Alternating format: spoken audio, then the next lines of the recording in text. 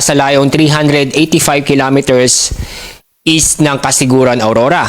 Dahil humina at naging tropical depression ang bagyo, ang lakas ng hangin na malapit sa gitna ay umaabot na sa 55 kilometers per hour. Samantala ang pagbugso ng hangin ay nasa 70 kilometers per hour.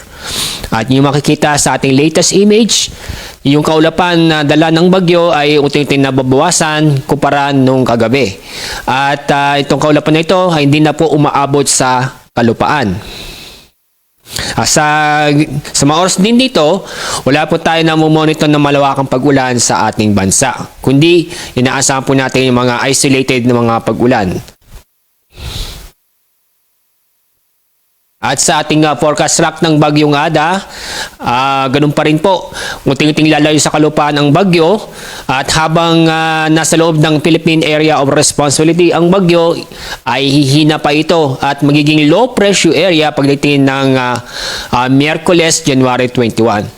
So natin inaasahan na lalabas pa ito ng bansa ng PAR ang Bagyong Ada. Kundi sa loob ng PAR magiging low pressure area ang Bagyong Ada.